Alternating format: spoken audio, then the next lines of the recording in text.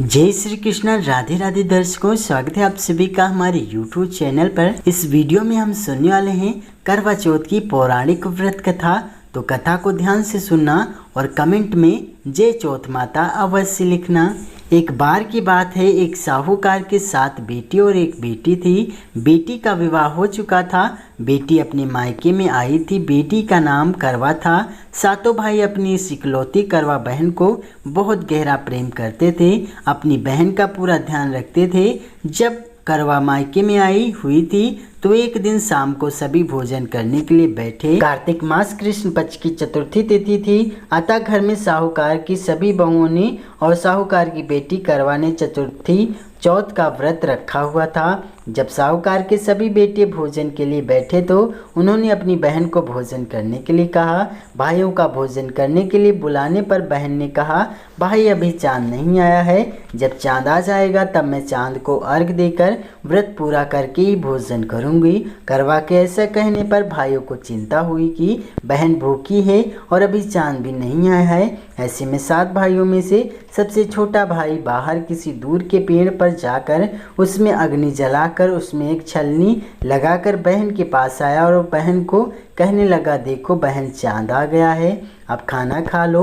बहन ने अपनी भाभीियों को भी कहा, भाभी देखो चांद निकल आया है, अब आप लोग भी अर्घ देकर व्रत पूरा करके भोजन कर लो। भाभीियों ने ननद करवा की बात सुनकर कहा, ननद ये चांद तुम्हारा आया है, हमारा नहीं। ऐसा कहने के बाद यह करवा अकेले ही भोजन करने के लिए बैठ जाती है और जैसे ही भोजन का पहला ग्रास अपने मुंह में लेती है तो उसे छींक आ जाती है।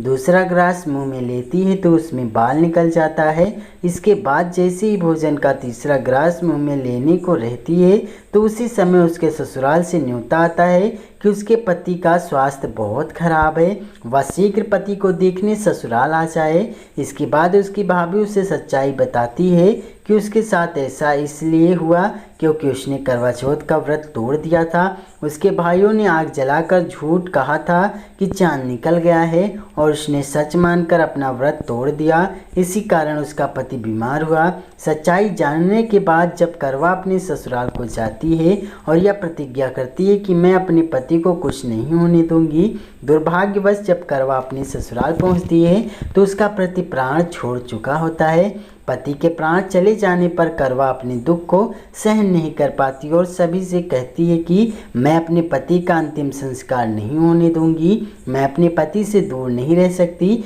मैं एक पतिव्रता और सतीत्व की शक्ति से अपने पति के प्राणों का वापस लाऊंगी। करवा की इन बातों को सुनकर सब उसे पागल पागल कहने लगते हैं और करवा के पति को शमशान में अंतिम संस्कार के लिए ले जाते हैं। करवा भी अपने हठ और पति के वियोग में शमशान में चली जाती है और वहां सबसे अपने पति की चिता जलाने से इनकार करती है। करवा की बार बार जिद करने पर सभी पारिवारिक लोग करवा की बात मान लेते हैं और करवा के पति का अंतिम संस्कार नहीं करते हैं। सब घर चले जाते हैं। करवा अपने मृत पति को लेकर दूर कहीं झोपड़ी में रहने लगती है और अपने पति को जीवित करने के लिए भगवान की पूजा व्रत आदि करने लगती है। 1 साल बीत जाता है। करवा उसी दिन का इंतजार करती जब उसने अपने मायके में चतुर्थी का व्रत तोड़ा था। 1 वर्ष बीतने के बाद जब फिर से वही कार्तिक मास की चौथ का दिन आता है तो करवा अपने पति के प्राणों के लिए निर्जला करवा चौथ का व्रत रखती है।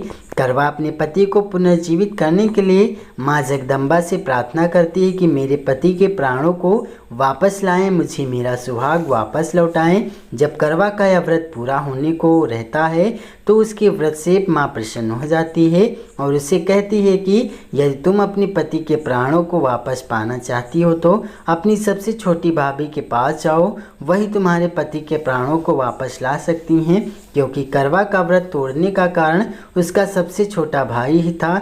उसी ने पेड़ पर अग्नि जलाकर बहन को झूठा कहा था कि चांद आ गया है। अतः करवा अपनी सबसे छोटी भाभी के पास जाती है और उनके पाँव को पकड़कर कहने लगती है कि मुझे मेरा सुहाग वापस दिलवा दो।